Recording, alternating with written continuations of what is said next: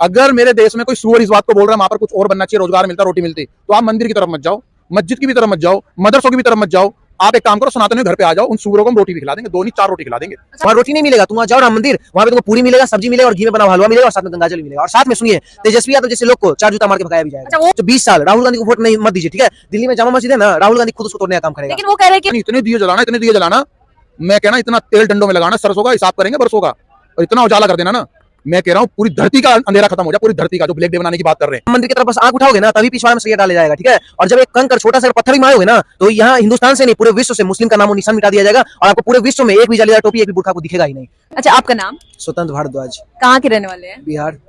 अच्छा, राम मंदिर का तो प्राण प्रतिष्ठा राम जी का होने वाला है, जनताओं में काफी उत्साह तो है ही जनता में, लेकिन अभी कांग्रेस पार्टी की तरफ से बिल्कुल ही मना कर दिया गया है, उन्होंने निमंत्रण को ठुकरा दिया है। इस पे आप क्या कहना चाहोगे? देखिए, इसमें गलती मोदी जी का है, मोदी जी को इनविटेशन दिलवाना ही नहीं चाहिए था, ठीक है। और जितने भी संत गुरु महात्मा जो भी लोग से ट्रस्ट, राम मंदिर के ट्रस्ट से जो आया, उनको निमंत्रण देना नहीं चाहिए, क्योंकि ऐसे ऐसे कटुए लोग को बुलाइएगा तो मंदिर कहीं ना कहीं अपवित्र होगा। क्योंकि आप महाभारत देखेंगे, महाभारत में श्री कृष्ण जो है अर्जुन को ही शुभ चुने थे युद्ध लड़ने के लिए, क्योंकि वो धर्म के साथ थे। अब उस जगह पे ये जो है क्या बोलते हैं, अधर्मी है, ठीक है। अब ऐसे ऐसे राहुल गांधी जैसे लोग को, मतलब कि राहुल गांधी का क्या इतिहास है, पापा बाबड़ी है, मम्मा पादरी है और खुद पंडित बिरादरी अपने वो कहते हैं, तो इनका इतिहास गलत है, ठीक है। ऐसे ऐसे लोग को अगर आप बुला रहे हैं जो सावन में मटन खाते हैं, तो अच्छा वो लोग ना ही आए। अभी के टाइम में लोग खुद मना कर रहे हैं कि राम मंदिर नहीं जाएंगे, तो आप लोग को कोई बुलाया है भी नहीं, आप लोग के जाने से मंदिर कहीं ना कहीं अपवित्र ही होगा, ठीक है। दूसरी बात की राम मंदिर के ऊपर यही लोग जो थी, एंटोनियो माइनो और कांग्रेस की पार्टी लोग से बोलते हैं राम काल्पनिक है, 24-26 वकील खड़ा कर दिए थे कपिल सिब्बल विबल को कि राम जो है थे ही नहीं। उन लोग को कहना चाहते हैं कि भाई, जब आप लोग बोलते हैं राम थे ही नहीं, आज जब राम मंदिर बन रहा है, तो अखिलेश यादव को इतना चुल क्यों मच रहा है? अखिलेश यादव बोल रहा है कि पॉलिटिकल नहीं आ रहे हैं। वो कह रहे पॉलिटिकल इवेंट है। सोनिया गांधी भी बोले ये बीजेपी का पॉलिटिकल इवेंट है, इसमें नहीं जाना। हाँ भाई, हम तो खुद कह रहे पॉलिटिकल इवेंट है, और ये पॉलिटिकल इवेंट आपको ही मिल सकता है एक शर्त पे। अभी मथुरा काशी बचा हुआ है ना, 60,000 तो आपके लिए बहुत बड़ा बात हो जाएगा। मथुरा काशी आपके पास ये बचा हुआ है, जाके उसको आप ले लीजिए, आप वहां पे पॉलिटिकल इवेंट करवाइएगा, वहां पे बीजेपी को मत ये निमंत्रण दीजिएगा।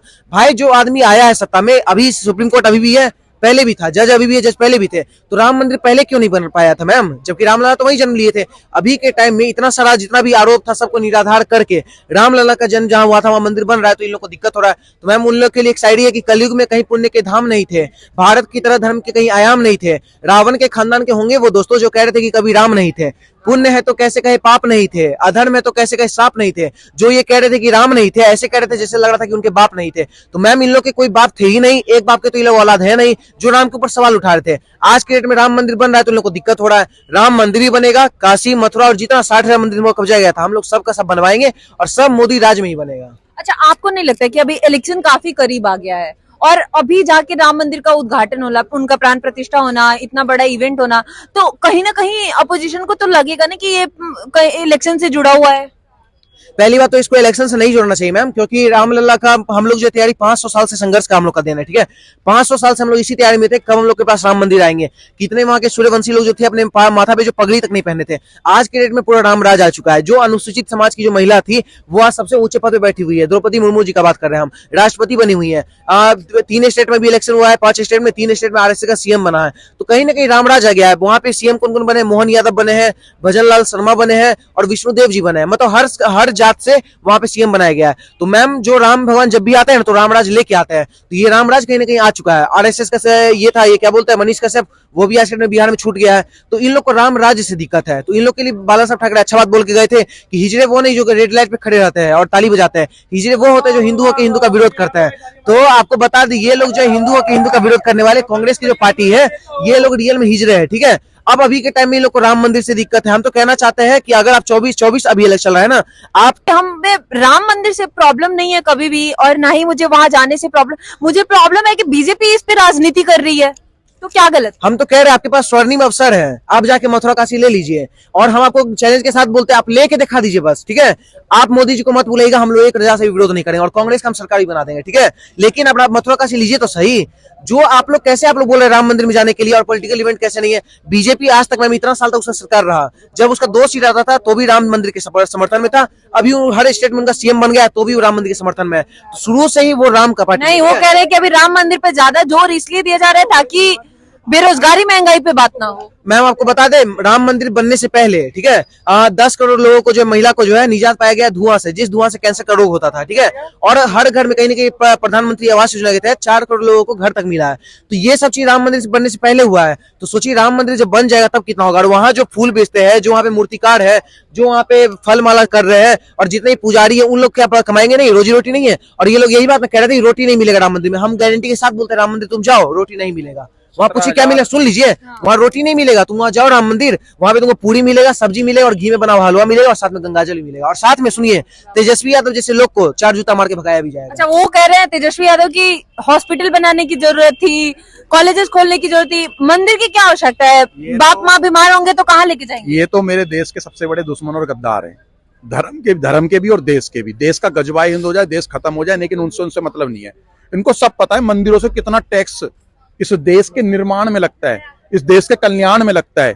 कितना टैक्स आपको पता है?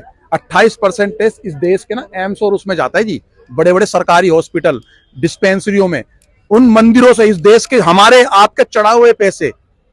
लेकिन मस्जिद और मदरसों से नहीं जाता है जी कोई भी टैक्स, आप समझ जाओ। और ये लोग क्या कहते हैं कि उसकी जगह कुछ और बनाया होता, रोजगार मिलता, रोटी मिलती। तो मैं इनको बोलना चाहता हूँ, सुन लो मेरी मेरे भाई, सुन लो मेरी बात। हम हैं सनातनी हिंदू, कट्टर हिंदू, और हमारे बड़े बड़े पूर्वज आज से हजारों साल पहले गौ माता को भी रोटी देते थे। और मैं बता रहा हूं आज भी हम चेंटियों को भी आटा देते हैं। और सुन लो मेरे भाई, हम कुत्तों को भी रोटी देते हैं। अगर मेरे देश में कोई सुअर इस बात को बोल रहा है वहां पर कुछ और बनना चाहिए, रोजगार मिलता, रोटी मिलती, तो आप मंदिर की तरफ मत जाओ, मस्जिद की भी तरफ मत जाओ, मदरसों की भी तरफ मत जाओ। आप एक काम करो, सनातनियों घर पे आ जाओ, उन सुअरों को हम रोटी भी खिला देंगे, 2 नहीं 4 रोटी खिला देंगे। अच्छा, अभी कांग्रेस अपना निमंत्रण ठुकरा दिया राम मंदिर जाने का, उस पर आप क्या कहना चाहेंगे? अरे जी देखो, सुनो, भूत पिशाच निकट नहीं आवे, महावीर जब नाम सुनावे। तो ये वो है, इन्हें डर लग रहा है, ये राक्षस हैं। और जो विरोध करते थे राम मंदिर का, रामलला जी का अगर मंदिर बन जाता तो आज इनकी सरकार होती, और अपने अपने उस समय बनाते ना तो आज ये प्रधानमंत्री होते, और आज ये बीजेपी की बुराई कर रहे होते और हम इन कांग्रेसियों के साथ होते। लेकिन इन्होंने इस देश को, राम मंदिर तो छोड़ो जी, इस देश का बेड़ा गर्क कर दिया। इस देश के सनातनी और इस देश के 140 करोड़ लोगों को बता रहे कि हम भारत जोड़ रहे हैं। अरे पेंसिल जहां से टूटेगी, न्याय यात्रा पे निकल रहा है राहुल गांधी। मेरी बात सुनो, पता नहीं कहां निकल रहा है, मेरी बात सुन भाई। पेंसिल जहां से टूटेगी, कफ जहां से टूटेगा, वहीं तो एल्फी टपका के जोड़ोगे। आप भारत को जोड़ रहे हो, आपने पाकिस्तान, बांग्लादेश और बलूचिस्तान जैसे और शिमला जैसे मुद्दों पे आपने साइन कर दिया, कायर बुजदिलो, और तुम लोग भारत के अंदर घूम के बोल रहे हो भारत जोड़ रहे हो। किसको बेवकूफ बना रहे हो भाई? जो चीज जहां से टूटेगी वहीं से जुड़ेगी। वहां जाओ, पाकिस्तान और बांग्लादेश जाओ, वहां से जोड़ करके लाओ उस देश को। ये देश के सबसे बड़े गद्दार हैं। हमें ये पता लगता था, आपने एक सुना होगा डायलॉग कि पालिका में बम धमाका हुआ, किसी का हाथ था। और ये क्या कहते हैं, आपका अक्षरधाम में किसी का बम धमाका, किसी का हाथ था। कश्मीर में बम धमाके हो रहे हैं, किसी का हाथ है। किसी मंदिर और किसी मस्जिद में बम धमाके हो रहे हैं, किसी का हाथ है। तो इन आतंकवादियों का ही हाथ था, जो हाथ ही हटा दिया इस भारत के सनातनियों ने। जय श्री राम, जय गौ माता की, भारत माता की। कुछ समुदाय के लोग हैं, वो कह रहे हैं कि हमारी सरकार आने दो, फिर मंदिर गिराएंगे और कब्र खोदेंगे वहां पे। हमारे भाइयों ने बोला पोचा भी हाथ, वो जो आगे ना, आगे जो वो आता है ना, पायदान जो होता है, उसको भी हाथ लगा देना। अरे छोड़ो यार, अभी 30,000 मदरसे और पिछवाड़ा में सरिया डालने का काम कर दिया जाएगा।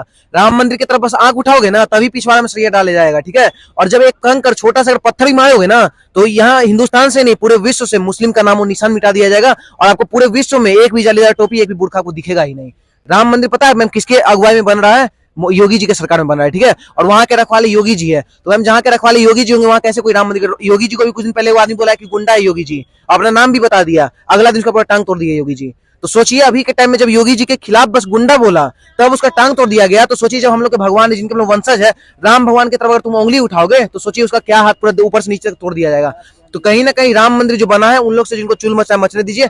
देश का जो रियल सनातनी है वो सब खुश है, और इन लोग को जितना रोजगार चाहिए, जितना कुछ भी चाहिए, वो लोग जब देश 1947 का वो बता दे, 1947 में इस देश में सिर्फ और सिर्फ 600 मस्जिद थी, ठीक है। आज की डेट में 11 लाख मस्जिद है।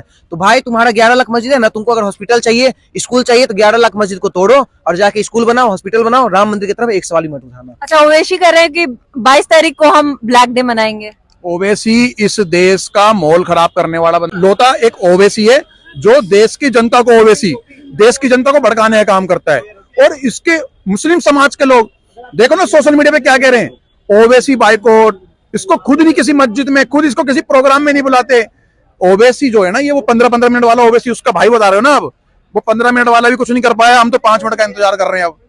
और ये ओवैसी क्या कर पाएगा? ब्लैक डे बना, कुछ भी बना, इतने दिए जलाना सनातनी, इतने दिए जलाना, इतने दिए जलाना, मैं कहना इतना तेल डंडों में लगाना सरसों का, हिसाब करेंगे बरसों का, और इतना उजाला कर देना ना, मैं कह रहा हूं पूरी धरती का अंधेरा खत्म हो जाए, पूरी धरती का, जो ब्लैक डे बनाने की बात कर रहे हैं।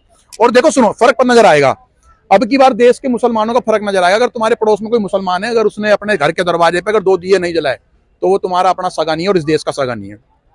जामा मस्जिद निजामुद्दीन के मौलानाओं ने, मौलवियों ने ये घोषणा करी है, सलूट है इनको, सलूट है भाई साहब, सही चीज को सलूट करने का हमारा काम है। कट्टर हिंदू का मतलब नहीं, कट्टर हिंदू हम लोग इनके विरुद्ध है ना। भाई ने भी बोली ना, पिछवाड़े में डंडा डाल देंगे, नामो निशान मिटा देंगे। भाई राम मंदिर के बोलोगे तो नामो निशान मिटा देंगे, भारत में तो खत्म कर देंगे सबसे पहले।